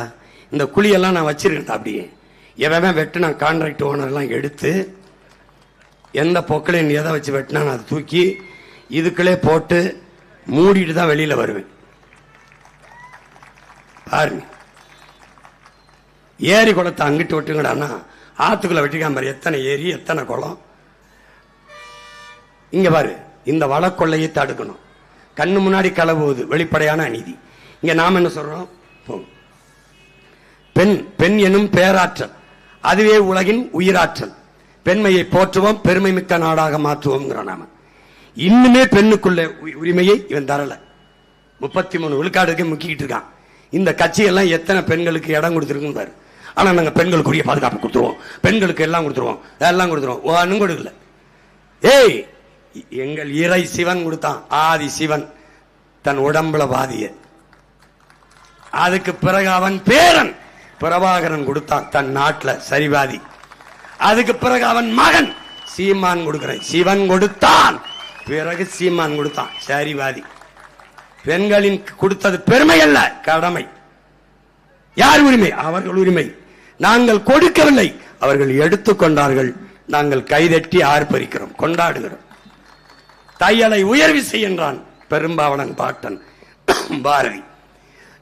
மாதர் தம்மை இழிவு செய்யும் மடமையை கொளுத்தோம்கிறான். கொளுத்துறேன். 117 தங்கச்சிரா. எந்த கட்சியில் இருக்கிற ஆண் வேட்பாளரையும் என் பிள்ளைகள்கிட்ட தர்க்கம் செய்ய வேண்ட சொல்றான், வேண்ட சொல்றான். பாக்குறேன் பைத்தியக்காரன் சொல்லுவான்டா. பிரபாகரன் பிள்ளை தான்டா செய்வோம், நாங்க தான்டா செயல்படுத்துவோம். ஒரு நாட்டில் பெண்களுக்கு எந்த அளவுக்கு கல்வியும் சமூக மதிப்பும் இருக்கிறதோ அந்த நாட்டை தான் வளர்ந்த நாடுன்னு ஒத்துக்கொள்வேங்கிறார் அண்ணல் அம்பேத்கர். ஓ நாடு இருக்கான்னு பாரு. படிக்க போற பிள்ளை வீட்டுக்கு பத்திரமா வருமானு தெரியல. 2 வயசு குழந்தைய வன்புணர்வு செய்து கொலை செய்யறாங்கடா. இத நாடுன்னு நம்ப சொல்றியடா நீ? கொடுமடா, கொடுமடா. போங்க. அப்போ பெண்களுக்கு பாதுகாப்பு, பெண்களுக்கு பாதுகாப்பு. யாருக்கு? என் தாய்க்கு, என் உயிர் துணைக்கு, என் மகளுக்கு, என் உடன் பிறந்த என் ரத்தத்தை, என் தாய்ப்பாலை என்னோடு பகிர்ந்து கொண்ட என் தங்கை அக்காவுக்கு பாதுகாப்பு. மகனே, என் உடன் பிறந்தவனே, ஒரு நல்ல ஆண்மகன் அவனுக்கு அழகு என்ன தெரியுமாடா? அறிவு, ஒழுக்கம், வீரம், மானம், அறம் எல்லாவற்றிலும் சிறந்த ஒரு வீர ஆண்மகனுக்கு அழகே பெண்மையை, பெண்களை பாதுகாப்பது தான்டா. அந்த ஆண் மக்களாலேயே தன் உடன் பிறந்தார்களுக்கு பாதுகாப்பு இல்லைன்னா என்னடா சமூகம் இது? பெண்ணிய விடுதலை, பெண்ணிய விடுதலை எங்க இருக்குது? எங்க ஆத்தா கற்பப்பையிலிருந்து கொடுத்த விடுதலை தாண்டா நானே வந்திருக்கேன். பெண் தந்த விடுதலை தாண்டா நம்ம பிறப்பே. பைத்தியக்காரா, பைத்தியக்காரா, பைத்தியக்காரா தான் பெண்மையை போற்றுவோம், பெருமை மிக்க நாடாக மாற்றுவோம்னு உன் முன்னவன் இந்த முழக்கத்தை முன்வைக்க காரணம். பாரு, நம்ம தங்கச்சிக்கு நடக்கிற வேலையை பாரு. இந்த பச்சை குழந்தைய கற்பழிக்கிறான்டா, பள்ளிக்கூடத்துக்கு போக விட மாட்டான்டா. பாருடா, காட்டுக்குள்ள தூக்கிட்டு போய் கற்பழிக்கிறான். ஏன்? சாராயம், கஞ்சா, அபின்னு, கொக்கைன்னு. பள்ளிக்கூடம் சட்டம் இருக்கு, ஒழுங்கு இருக்கான்னு தான் கேள்வி. இங்க சட்டம் எப்படி இருக்கு பாரு. இங்க பாரு, டாஸ்மாக் கடையில் எவ்வளவு கூட்டம் பார்த்துக்கிட்டே. நூலகத்தில் என்ன கூட்டம், படிப்பகத்தில் எவ்வளவு, குடிப்பகத்தில் எவ்வளவு. நல்ல கவனி. வெளிப்படையான அநீதிடா, வெளிப்படையான அநீதி. போங்க, வெளிப்படையான அநீதி. கொலை, கொள்ள, பல குற்றச்செயல்களின் கருவறை மது. மதுவை அரசே திறந்து வைத்து அங்கீகரித்து விற்பது வெளிப்படையான அநீதி. அதை என்ன செய்ய நினைக்கிறேன்? ஒழிக்கணும்னு நினைக்கிறேன். கள்ளச்சாராயம் காய்ச்சுவது குற்றம், குடிப்பது குற்றம். குடிச்சு செத்தால் சட்டப்படி அரசே 10 லட்சம் அங்கீகரிச்சு கொடுக்குது. வெளிப்படையான ரொம்ப மோசமான அநீதி அது. அதை தகர்க்கணும், அதை தகர்க்கணும். வெளிப்படையான அநீதி. போங்க, போங்க. இவன் யாரு தெரியுதா? இவன் யாரு தெரியுதாடா? கொஞ்சம் பின்னாடி வாங்க, பின்னாடி வாங்க. இவன் யாரு தெரியுதா? இவன் யாருன்னு பத்தியா? படுத்து கிடக்கிறவன். கள்ளச்சாராயம் குடிச்சு செத்தவனுக்கு 10 லட்சம்டா. நடிக்கிற நடிகனை பார்க்க போய், நடிக்கிற போனவனை நடிகனை பார்க்க போய் நெரிசலை சிக்கி செத்தவனுக்கு 10 லட்சம்டா. நாட்டை பாதுகாக்க எல்லையில் நின்று போராடி செத்தான ராணுவ வீரர் ஒத்த பைசா கொடுக்கலடா. ஆனா அதை செத்து கிடக்கிறான்டா. உன் நாடு வெளிப்படையான நீதிடா. இந்த நாடு தேசப்பற்ற பேசும், தேச ஒருமைப்பாட பேசும். தேசத்திற்காக போரிட்டு செத்தவனை ஒருத்தம் பார்க்கல. கள்ளச்சாராயம் குடிச்சு செத்தவனை, நடிக்கிறவனை பார்க்க போய் செத்தவனுக்கும் 10 லட்சம். கேடுகட்ட நாடடா, கேடுகட்ட நாடு.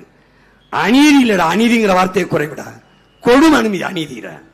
பாரு, விசைப்படகில் சென்று மீனவன் மீன் பிடிக்கிறது உரிமை. அவனை சுட்டுக் கொள்றான். தன் நாட்டு மக்களை பாதுகாக்க வேண்டிய கடமையில் இருந்து இந்திய கடற்படை ராணுவம் தவறுது. வெளிப்படையான நீதி, வெளிப்படையான நீதி. பாத்துக்க, செத்து விழுகிறான். எல்லாருக்கும் காசை 10 லட்சம் கொட்டி கொடுத்துச்சு. செத்தவன் மீனவளை நெத்தி பொட்டுல வைக்க 1 ரூபா காசு உன் கவர்மெண்ட் கொடுக்கல. திராவிட மாடல் கொடுக்கல. வெளிப்படையான நீதி. பாரு, ஒரு மீனவன் கொல்லப்பட்டால், விவசாயி செத்தால், நெத்தி பொட்டுக்கு ஒருத்தருவா காசு கொடுக்க ஒருத்தனும் இல்லை. எங்க போகுது உன் நாடுன்னு பாரு, பாரு ஒரு தடவை. இதாண்டா வெளிப்படையான நீதி. இது என்ன தெரியுதாண்டா? இது என்ன தெரியா? உயிர் தேவைடா, உணவு தேவை. வெம்பாடு விட்டு விளைய வச்சு 6 மாதம் 7 மாதம் 9 மாதம் பாடுபட்டு ரத்தத்தை வேர்வையா நிலத்துல சிந்தி விளைய வச்சு கொண்டு வந்து வீதியில வச்சிருக்காண்டா. இதை கொள்முதல் செய்து உரிய விலையை கொடுத்து சேமிப்பு கிடங்களை வையின்னு தெருவில் போட்டு முளைக்க விடுறா இந்த நாடு. இந்த நாடு தெருவில் போட்டு உயிர் தேவையான உணவு தேவையை வீதியில போட்டு முளைக்க விட்டு சாராயத்தை குளிரூட்டப்பட்ட அறையில் வச்சு டாஸ்மார்க் சரக்க சிசிடிவி கேமரா வச்சு 2 போலீஸை காவலுக்கு போடுறா உன் அரசு. வெளிப்படையாகவே நீதிடா. பாரா, இந்த நெல் முளைச்சு கிடக்கு பாரா. கொடுமடா, கொடுமடா, கொடுமை. போங்க, எப்படி முளைச்சு வச்சு கையில் வச்சுக்கிட்டு நிக்கிறான் பாரா விவசாயி. இந்த ஏண்டா ஒரு சேமிப்பு கிடங்கு ஒரு மாவட்ட தலைநகரோட கட்ட முடியாதடா. ஒரு சீட்டை போட்டு ஒரு சேமிப்பு கிடங்கு. எவ்வளவு பொறுப்பற்ற அரசுடா. எப்படி இது? எப்படி ஒரு நாள் சைத்துக்கிற முடியுது? இது இவங்களை கொளுத்தி எடுக்க வேணாமாடா? இதை மாற்ற வேணாமா? சொல்லு, மாற்ற வேணாமா? வியர்வை சிந்தி விளைய வச்சவன் வீதியில் நின்றதா கண்ணீர் சிந்திட்டு இருக்கானடா. கண்ணீர் சிந்திட்டு இருக்கான். கொடுமை. டாஸ்மார்க் சரக்கு எப்படி இருக்குன்னு பார்த்துக்க. குளிரூட்டப்பட்ட அறையில எப்படி பாதுகாக்கிறாங்க பாரு. செக்யூரிட்டி பாருங்க. நல்லா இருக்குடா உன் நாடு, நல்லா இருக்கு. போங்க போங்க. இது என்ன தெரியுமாடா? காக்க வேண்டிய காவலர்கள் அடிச்சு கொலை பண்ணது. காவல் நிலைய மரணங்கள் மட்டும் 300க்கு மேற்பட்டது நடந்திருக்கு. காக்க வேண்டியவனே அழிப்பான் அப்படின்னா, கொல்வான் அப்படின்னா வெளிப்படையாகவே அநீதி. வெளிப்படையாகவே அநீதி. பாரு, பெலிக்ஸ் ஜெரால்டு அப்பாவை மைனி காவலர் சும்மா குடி போய் அடிச்சு கொன்னு கொலை செஞ்சுட்டான். கொலை செஞ்சுட்டான் அடிச்சு. பொள்ளாச்சியில வன்புணர்வு. கதறி கதறி அழுத காணொலி நான் என்னை விட்டுருங்கடா. நான் வெளிப்படையாகவே அநீதி. வெளிப்படையாகவே அநீதி. கல்லூரி வளாகத்துக்குள்ள படிக்க போற பிள்ளைக்கு பாதுகாப்படா. அண்ணா பல்கலைக்கழகத்துல கல்லூரி வளாகத்துல. அப்ப வீதியில் எப்படி இருக்கும்? எப்படி இருக்கும்? வெளிப்படையாகவே நீதி. மீன் பிடிக்க போக முடியாது. உன்னுடைய மீன் பிடிக்கிற உரிமை இல்ல. நில விவசாயம் போல நீர் விவசாயம். 33 விழுக்காடு மனித உணவில் உணவு தேவையை நிறைவு செய்வது எது? மீன். மீன் பிடிக்க போக முடியல. சுட்டுக் கொள்றான், சிறை பிடிக்கிறான். வெளிப்படையாக நீதி தடுக்க முடியல. இந்திய வேளாண்மை இறையாண்மையின் பழி. இங்க பாரு, நம் பாரம்பரிய விதைகள் 22,792 பாரம்பரிய விதைகளை நெல் ஆராய்ச்சி நிறுவனத்தின் தலைவன் ராத்தேலால் ரிச்சாரியா சேமிச்சு வைக்கிறான். 80 வயசு. ஒரே நாளில், ஒரு இரவில் 2013 சின்சாண்டோ நிறுவனத்திற்கு, மான்சோண்டா நிறுவனத்திற்கு மன்மோகன் சிங் அவர்கள் எடுத்து கொடுத்து விட்டார்கள். 22,792 பாரம்பரிய நெல் வகை. இதெல்லாம் இப்ப இந்த நெல் உரிமை நம்மகிட்ட இல்ல, அமெரிக்கன்ட்ட தனியார் முதலாளிட்டு இருக்கு. 2 கிழமை நாட்டில் தான்டா. ஐயோ என் விதை போயிடுச்சேன்னு. ஒன்னு ராத்தேலால் ரிச்சாரியா, இன்னொன்னு நம்ம அப்பேன் நம்மாழ்வார். 2 பேர் தான் ஆடுறான். அதுக்கப்புறம் இப்ப யார் அழுகிறா? அவன் மகன் சீமான் தான்டா தெரு வாழ்ந்துட்டு. என்ன செய்யறது? என் பாரம்பரியம். விளை நிலங்களை தொழிற்சாலைகள் சிப்காடு மப்காடு என்று பறிக்கிறார்கள். பல ஆயிரம் ஏக்கரை. என் நிலத்தை, நீரை, காற்றை நஞ்சாக்குகிறார்கள். போராடுகிறார்கள். அறிவை போதிக்கும் ஆசிரியர்கள் வீதியிலே மதிப்பில்லை. உயிரை காக்கும் மருத்துவர்கள் வீதியில் நின்று போராடுகிறார்கள். மாற்றுத்திறனாளிகள் ஊக்கத்தொகையை அதிகப்படுத்த சொல்லி போராடுகிறார்கள். நள்ளிரவிலே லாரியில் ஏற்றிக்கொண்டு அடர்ந்த காட்டுக்குள் வேற வழி இல்லாத இருளுக்குள் இறக்கிவிட்டு வந்தது எப்படிப்பட்ட அநீதி என்பதை அறிவு சமூகம் சிந்திச்சு பார்க்கணும். எங்கேயும் இல்லை, இங்கதான் சென்னையில். இங்கதான்டா சென்னையில். கொடுமை கொடுமை கொடுமை. நீட்டு தேர்வு எழுத போகும்போது பாரு, எல்லா மாநிலங்களையும் இப்படியா நடக்குது. மூக்குத்திக்குள்ள பிட்ட கொண்டு வரும், தோடுக்குள்ள பிட்ட கொண்டு உங்கள்கிட்ட சொல்றான். இதுல பிட்ட கொண்டு போயிட முடியும் நம்பு. ஆனால் ஓட்டு எந்திரத்தில் ஒன்னும் செய்ய முடியாது நம்பு. எதை நம்புற நீ? மூக்குத்திக்குள்ள பிட்ட கொண்டு போயிட முடியும்னு நம்ப சொல்றான். நம்புவ? இவ்வளவு பெரிய பெட்டிக்குள்ள ஒண்ணு அதை ஹேக் பண்ண முடியாது, ஒண்ணும் பண்ண முடியாதுன்னு சொல்லுவா. நீ நம்புற? வெளிப்படையாக அநீதி. என் உடன் பிறந்தவனே, வெளிப்படையான அநீதி. இவர் துப்பட்டா வெட்டணும், கையை வெட்டணும். போங்க போங்க போங்க. மருத்துவம் படிக்க நினைக்கிற மாணவன் தற்கொலை செய்து சாகுறான். நீட்டு தேர்வை நீட்டி என் தங்கச்சி அனிதா மருத்துவ கனவோடு அந்த மகள் செத்து போனான். ஏன் என் நாட்டில் மட்டும் நான் விரும்பிய கல்வியை கற்பது இவ்வளவு கடினமாக இருக்கு? உலகத்தில் எந்த நாட்டிலுமே இப்படி இல்லையே. இந்த நாட்டில் பிறந்ததை தவிர நாங்கள் எந்த பிழையுமே செய்யலையே. ஏன் என் நாட்டில் மட்டும் நான் பிடித்த கல்வியை படிக்க முடியல? ஏன் முடியல? கல்வியே எனக்கு இவ்வளவு சுமையா இருக்கு. இதை தகர்க்கணும். வெளிப்படையாகவே அநீதி. ஓட்டு போட போகும்போது தங்கச்சி அனிதாவை பார்த்துட்டாது போ. இந்த அநீதிக்கு ஒரு முடிவு கட்டணும்னு முடிவெடுத்து போ. ஓட்ட உருப்படியா போடு, இல்ல குவாட்டரை போட்டு வீட்டில் அது படு.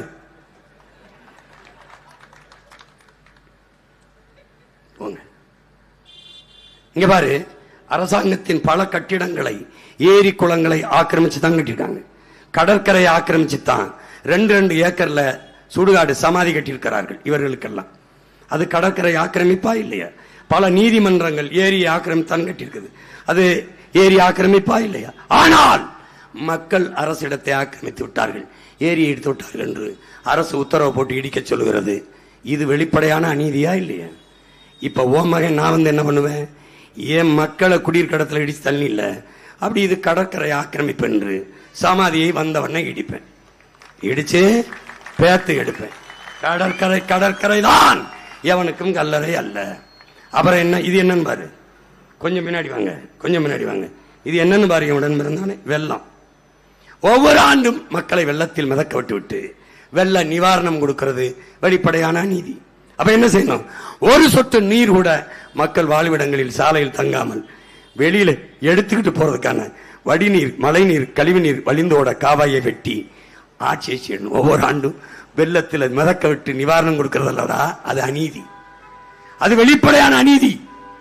அதை தகர்ப்பதுபடி வெள்ளமே தேங்காத வீதியை கட்டமைப்பை உருவாக்கி மக்களை பாதுகாப்பதுதான் அந்த அநீதியை தகர்த்து கட்டுற கட்டமைப்பு.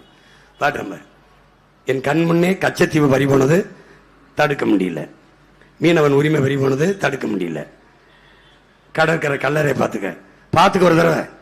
பள்ளிக்கரணை ஏரியை பார்த்துக்க. பள்ளிக்கரணை ஏரி எப்படி இயற்கையின் அருங்கொடை. எந்த ஏரியும் இப்படி இருக்காது என் உடன் பிறந்தவனே. கடலின் நீர்மட்டத்திற்கு சம அளவில் ஒரு ஏரி உலகத்தில் எங்கும் இல்லை. ஆகச் சிறந்த சதுப்பு நிலை ஏரி பள்ளிக்கரணை. இயற்கை நமக்கு தந்த பெருங்கொடை. அதை குப்பமேடாக்கு நம்பாரா? டேய் அவனுக்கு தாண்டா நீ 50 வருஷமா ஓட்டு போட்டுக்கிட்டு இருக்க. ஒரு இயற்கையின் அரும்பெருங்கொடையை குப்பையை கொட்டி மூடாம்பாரா? எந்த கொம்பனாலும் உருவாக்க முடியாதா?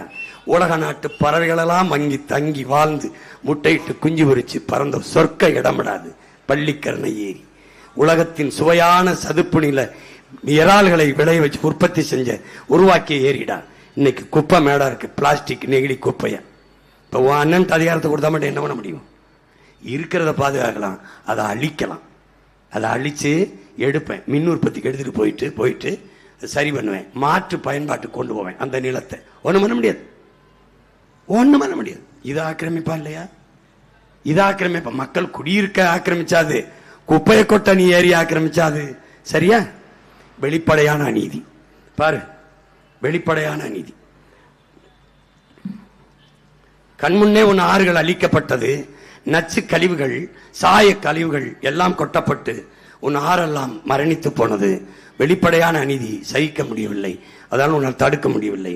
வெளிப்படையாக உன் பூமி தாயின் இரத்த நாளங்கள், உன் தாயின் மார்பு எல்லாம் களவு போனது, மாற்ற முடியவில்லை. இதுதான் வெளிப்படையான அநீதி. இப்போது பகத்சிங் சொல்றான், வேமா போங்க.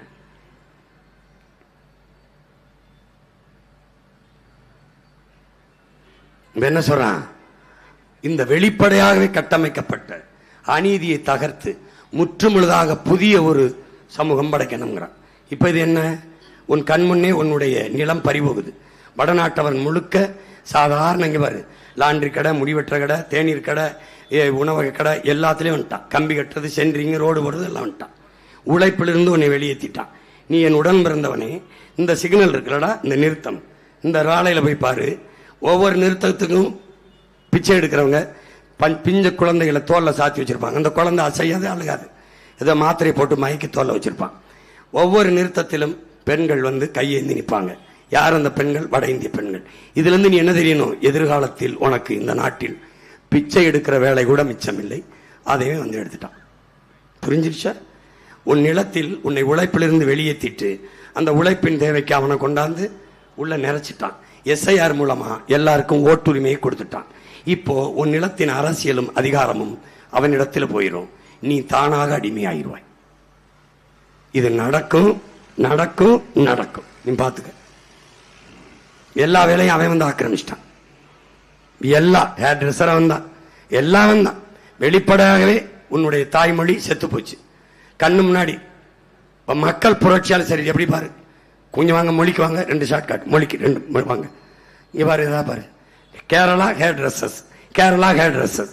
அது தமிழ் எழுத்து இருக்கு, ஆனா உச்சரிப்பு ஆங்கிலம். இதுக்கு பேர் என்ன? தமிங்கிலம். அடுத்து வாங்க, அடுத்து வாங்க. இது பாருங்க, வெறும் இங்கிலீஷ் தான், நோ தமிழ். எனது இங்கிலாந்து. இங்க வந்து புக் ஸ்டால், கீழே waste paper market. Book stall, waste paper மார்ட். அது எதுல இருக்கு? எழுத்து எதுல இருக்கு? தமிழ்ல இருக்கு. உச்சரிப்பது ஆங்கிலம். இது என்ன? தங்கிலீஷ், தமிங்கிலம். இப்ப நீ யாரு? தமிங்கிலன். நான் யாரு? ஒரு தமிங்கிலன். அவ்வளவுதான். புரிஞ்சிருச்ச? இது வெளிப்படையாகவே அநீதி. இதை மாத்தணும். ஒரு 2 வேலையை எனக்கு நீங்க கொடுக்கல, ஒண்ணுல இருந்து இல்ல, புள்ளியில இருந்து ஆரம்பிக்கணும். அதுதான் முற்றுமுழுதாக தகர்த்து புதிய ஒரு தேசம் செய்வோம். மக்கள் புரட்சியால் அதை உறுதி செய்வோம். இப்போ உலகத்தை எப்படிப்பட்ட மாறுதலுக்கு கொண்டு வர நினைக்கிறியோ அதை உன்னிலிருந்து தொடங்கு. நான் என்னிலிருந்து தொடங்குகிறேன், நீ உன்னிலிருந்து தொடங்கு. நாம் நம்மிலிருந்து தொடங்குவோம். மகத்தான மாற்றத்தை இந்த தமிழர் மண்ணிலிருந்து தொடங்குவோம். குறிப்பாக இந்த சோளிங்க நல்லூரிலிருந்து, வேளச்சேரியிலிருந்து, 1000 விளக்கிலிருந்து, மயிலாப்பூரிலிருந்து தொடங்குவோம். வா, ஒற்றை விரலால் உலகம் திரும்பி பார்க்கிற புரட்சியை நம்மால் உருவாக்க முடியும். மாற்றத்திற்கான விதையை உன் மனத்தில் விதை. மகத்தான மாற்றத்தை நம்மால் உருவாக்க முடியும். எனவே என் அன்பு பிள்ளைகளே, என் அருமை உடன் பிறந்தார்களே, பேண்மை மிக்க மெற்றோர்களே, உங்கள் மதிப்புமிக்க வாக்கை, உங்கள் மதிப்புமிக்க வாக்கை இங்கே சோழிங்கநல்லூரில் போட்டியிடுகிற என் அன்பு தங்கை ஜெயலட்சுமி ராமன் அவர்களுக்கு, இளநிலை அறிவியல் முதுநிலை கணினி பட்டியல் பாட்டியல் படித்த என் அன்பு தங்கை ஜெயலட்சுமி ராமன் அவர்களுக்கு நீங்கள் விவசாய சின்னத்தில் வாக்கு செலுத்தி நீங்கள் வெற்றியடையுங்கள். நீங்கள் வென்றிடுங்கள். என் தங்கையின் வெற்றி உங்களின் வெற்றி, உங்கள் பிள்ளைகளின் வெற்றி உங்களுக்கான வெற்றி. அடுத்ததாக 1000 விளக்கு தொகுதியிலே போட்டியிடுகிற என் அன்பு தங்கை, என் அன்பு தம்பி சோழன் கலைஞன் அவர்களுக்கு விவசாய சின்னத்திலே வாக்கு செலுத்தி வெற்றி பெற செய்யுங்கள் என்று உங்கள் அன்பு மகன் அன்போடு வேண்டுகிறேன். புரட்சி எப்போதும் வெல்லும். நம் வெற்றியதை சொல்லும். இலக்கு ஒன்றுதான், இனத்தின் விடுதலை. இனம் ஒன்றாவும், இலக்கை வென்றாவோம். தமிழ் தாய் வாழ்க, தலைவர் பிரபாகரன் வாழ்க. நாம் தமிழர்.